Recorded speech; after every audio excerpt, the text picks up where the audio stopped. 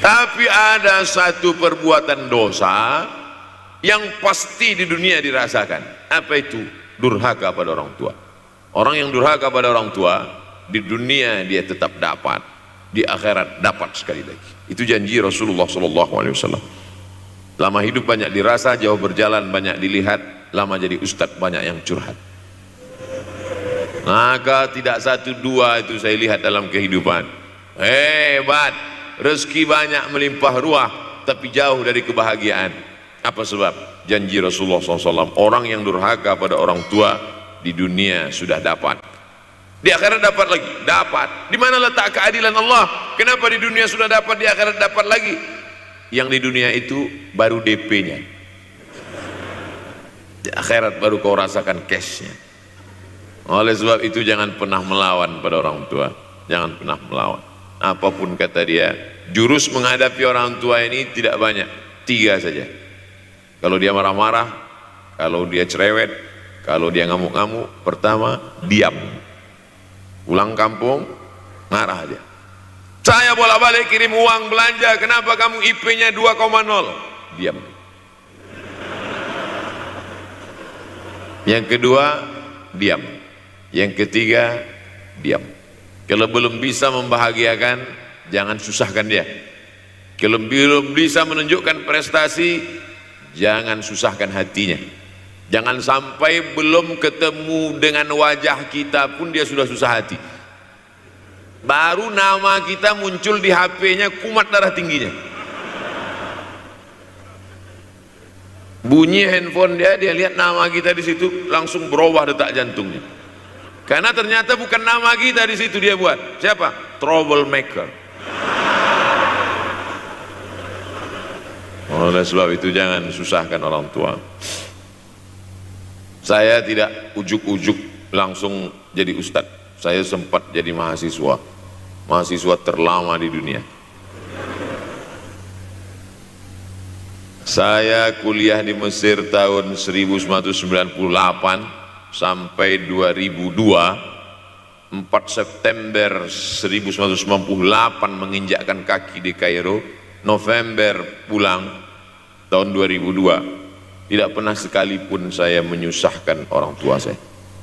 Tak pernah saya minta uang pada mereka. Sampai almarhumah emak saya bertanya, kau makan apa di sana? Makan nasi, saya bilang. Dari mana dapat uang? Beasiswa saya cukup, mak. 162 pon. 50 untuk makan, 50 untuk rumah, tinggal 62. 20 dibagi lagi untuk ongkos, 20 untuk buku, 20 disimpan, mana tahu demam sakit nggak ada uang. Sampai pulang. Sampai akhirnya dia kasih tanya, gimana caranya ngirim uang supaya nanti di akhirat kalau Allah bertanya, pernah nggak ngirim uang? Pernah. Ya, saya tak mau menyusahkan. Saya menganggap kalau nanti saya minta hatinya susah, kalau nanti saya banyak minta saya tak bisa balas, maka saya bukan berarti mengajak adik-adik tidak minta uang. Saya paham tak semuanya dapat beasiswa, artinya minta. Cuman kalau minta ya pulang nanti sampaikan ke orang tua, saya sudah dengar ceramah Ustaz Somad, maka saya tidak minta lagi, Mak. Tidak.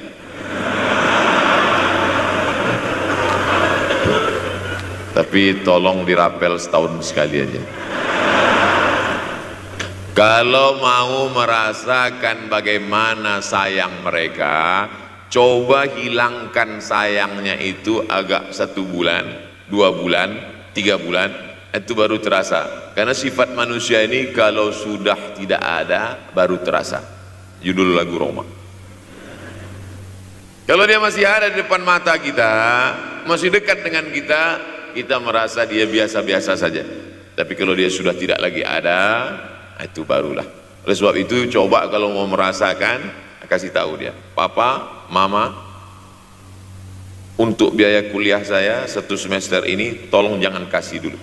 Saya mau jual koran dulu, saya mau kerja di Dorsmir dulu, saya mau kerja loper dulu, saya mau susah-susah dulu. Ketika saat kita tahu susahnya itu, tetes peluh keringat, air mata, di situ baru kita tahu, oh ternyata perjuangan mereka ini luar biasa. Saya tidak bicara ceramah saja, tapi dalam kehidupan saya pribadi dulu saya laksanakan, saya pernah buat, saya pernah kerjakan. Tapi tidak saya rencanakan itu, saya harus begini, tidak. Memang bagian dari takdir hidup. Mungkin tidak minta uang itu karena jauh ke Mesir.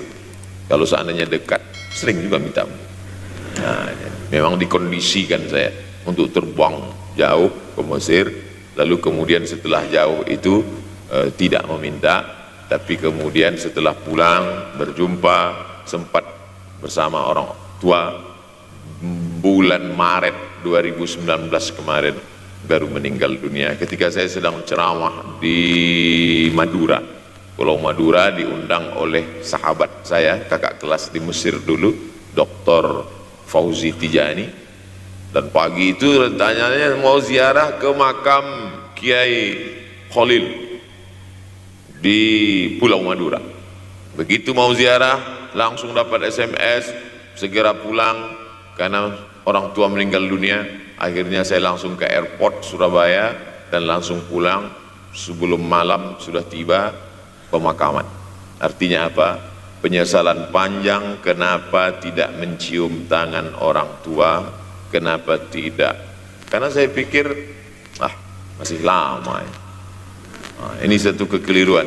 Di mana-mana selalu saya sampaikan, jangan pernah berpikir usianya masih lama walaupun dia sehat. Karena sehat walafiat, tidak ada kurang satu apapun. Masih lama. Ternyata apa yang terjadi? Berangkat hari Sabtu, hari Ahad tausiah, hari Senin pagi, tanpa sebab, tanpa penyakit. Oleh sebab itu kalau masih hidup orang tuamu di rumah, pulang. Tapi jangan ini jadikan alasan. Besok nggak masuk kelas, gimana? Pulang semua.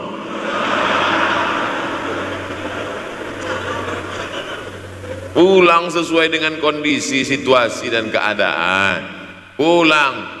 Kalau masih bisa membahagiakan dia apa makanan kesukaannya, belikan. Suka makan apa dia, belikan. Itu yang dia inginkan.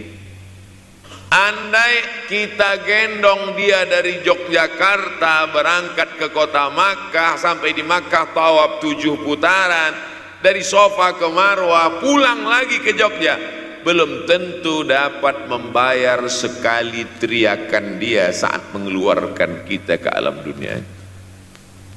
Jadi banyak orang terlalu membanggakan. Saya sudah banggakan dia Pak Ustaz, saya sudah bayarkan ONH-nya. Berapa? Baru DP-nya. Sudah merasa berbakti kepada orang tua? Belum. Makanya digunakan kata birrul walidain.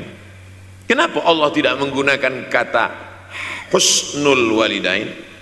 Hasan baik, jayyid baik, thayyib baik, khair baik, tapi yang dipakai birrul walidain. Hanya satu-satunya kata untuk orang tua dipakai birrul walidain, karena kata birru adalah sifat Allah Subhanahu wa taala.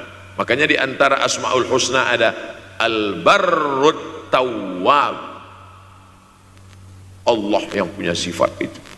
Maka kita diharapkan berakhlak seperti akhlak Allah Subhanahu wa taala.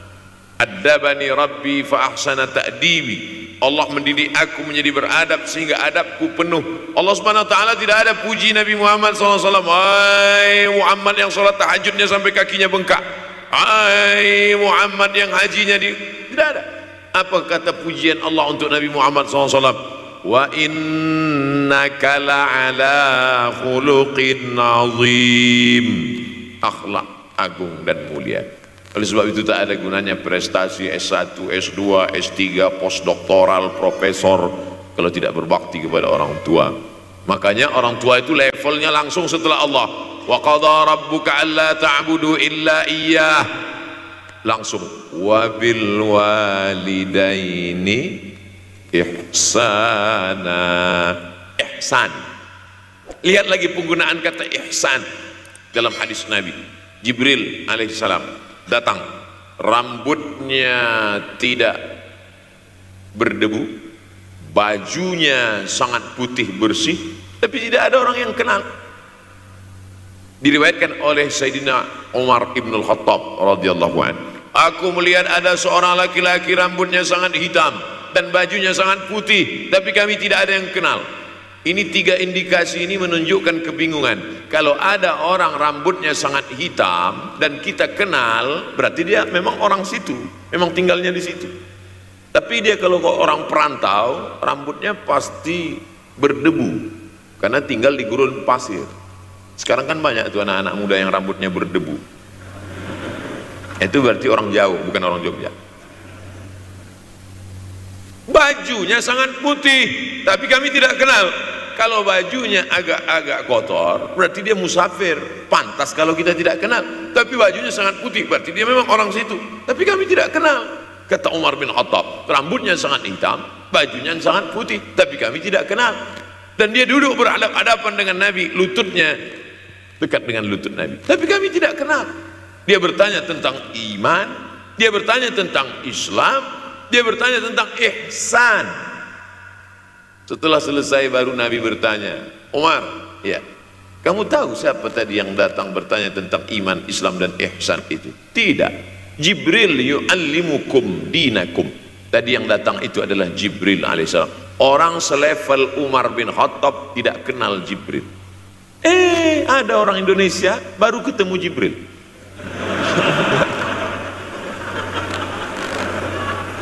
Umar bin Khattab kalau lewat di suatu jalan, kalau Umar bin Khattab lewat jalan Sudirman, maka setan lari ke jalan lain.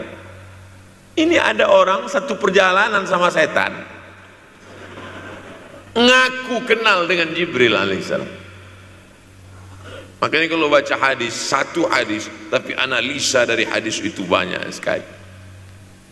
Umar tidak kenal dengan Jibril kecuali setelah Nabi Muhammad SAW yang bercerita mengenalkan. Dari mana Nabi tahu? Nabi dapat wahyu dari Allah Subhanahu wa ta'ala. Tapi ada analisa lain. Apa maknanya?